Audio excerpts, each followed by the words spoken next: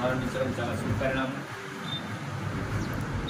మేము గతంలో అనేక సందర్భాల్లో హామీలు ఇవ్వడం జరిగింది. ఆ ఇచ్చిన హామీలకి తప్పకుండా అమలు చేయడానికి నేను సిద్ధంగా ఉన్నాను. ఏ సమస్య ఉన్నా మీరు నా దృష్టికి రండి.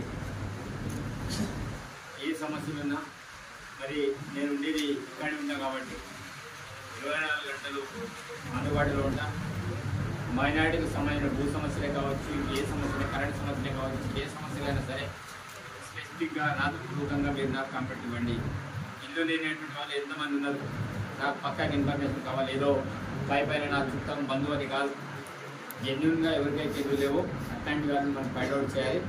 అదేవిధంగా వాళ్ళందరూ కూడా జాగ్రత్త సహా ఇల్లు కట్టిస్తామని కాంగ్రెస్ పార్టీ ఆధ్వర్యంలో హామీ ఇచ్చింది.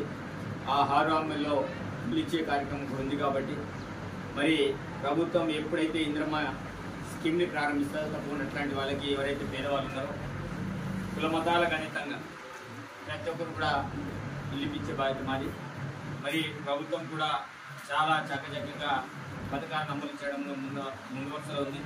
మరి 48 గంటల్లో ఉచిత బస్సు ప్రయాణం, అదేవిధంగా హెల్త్ ఇన్సూరెన్స్ కింద 10 లక్షలు, మిగతా ఈ పార్లమెంట్ ఎలక్షన్ కంటే ముందే 500 గ్యాస్ సిలిండర్, ప్రతి మహిళకి నెలకు 2500 రూపాయలు, అవన్నీ కూడా అమలు చేయడానికి ఇది ఉంది. కాబట్టి మీరందరినీ కోరుకున్నది ఒకటే, సరే సమయం లేదు నాకు ఇప్పుడు, మీరు ఇమ్రాన్ ద్వారానే కాదు, మీరు ఎవరైనా నా దగ్గర రావచ్చు, అందరికీ అవకాశం ఉంది. ఎవడైనా నా దగ్గర రావచ్చు, నా ఇంటిని తట్టచ్చు. కాదు లీడర్ ఉంది, ఎగ్జాంపుల్ ఇమ్రాన్ ఉండడు ఆ రోజులో, లేకపోతే ఏం చేస్తారు, ఇమ్రాన్ వచ్చేవారు కాగుతారా? కాబట్టి ఎట్లాంటి సిచ్యువేషన్ లేదు. మీరు ఇక్కడ మీకోసం పనిచేసే లీడర్లు ఉన్నారు, వాళ్ళని మాట్లాడండి, వాళ్ళతోటి కోఆర్డినేట్ అవ్వండి, వాళ్ళ ద్వారా వాళ్ళకి చెప్పండి, వాళ్ళు నా దగ్గర చెప్తారు. సరే వాళ్ళు అందుబాటులో లేకపోయినా డైరెక్ట్ మీరు నా దగ్గర కూడా రావచ్చు. కాబట్టి నేను కోరుకున్నది ఒకటే, మీ సమస్యల పరిష్కారానికి. ఇంకా ఈ ప్రాంతంలో ఎవరైనా బ్లాక్ మెయిల్ చేసినా ఎవరికి కూడా నేను వదలాలి. అది మళ్ళీ చెప్తున్నా, యా నాన్ ట్రిబల్ అయినా సరే, యా ఆదివాసీ అయినా సరే, ఇంకెవడైనా సరే బ్లాక్ మెయిలర్స్ ఎవరైనా ఉంటే అది వాళ్ళకు వాళ్ళు మర్చిపోతే మంచిది.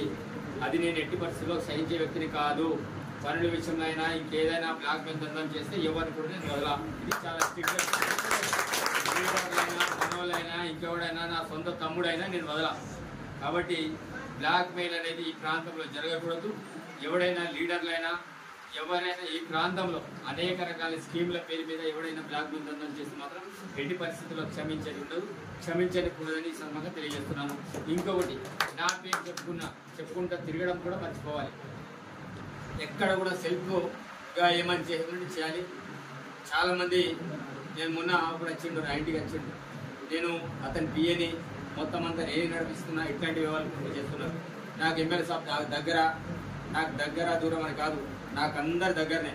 ఎవడు దూరము, ఎవడు నా దగ్గర నా వెంట తిరిగినంత మాత్రం నావుడు కాదు, దూరం ఉన్నంత మాత్రం నావుడు కాదని కాదు, అందరు నా వాళ్ళే, ఈ ప్రాంత వాసులందరూ కూడా. కాబట్టి ఎవరైనా ఎమ్మెల్యే పేరు చెప్పుకొని ఏదో దందా చేస్తామంటే ఎవరికి ఎట్టి పరిస్థితులు క్షమించేటువంటి పరిస్థితి ఉండదు. కాబట్టి ఎవడైనా ఎమ్మెల్యే పేరు చెప్పుకొని ఇల్లీగల్ దండం చేయడం కానీ, ఎమ్మెల్యే పేరు చెప్పి అధికారులను భయపెట్టించడం కానీ, ఎందుకంటే మొన్న స్వయంగా సీసీ గారికి ఫోన్ చేశారు. సీసీ గారికి ఫోన్ చేసి నేను ఎమ్మెల్యే పియని అని బెదిరించడం అనేది జరిగింది.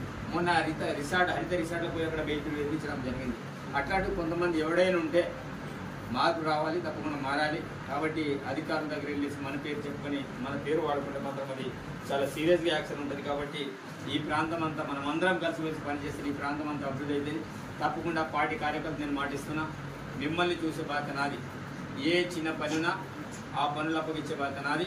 ఇంకొకటి, చాలామంది అధికారులు కూడా చాలా రకాలు మీరు చేస్తున్నారు, తెలుసు నాకు విషయం, ఎక్కడెక్కడ ఏం పనులు నడుస్తున్నాయి.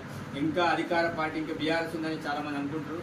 అది పొరపాటున కూడా వాళ్ళు ఊహించుకోవద్దు. నేను ఇంకా నా పని ఇంకా స్టార్ట్ చేయలేదు.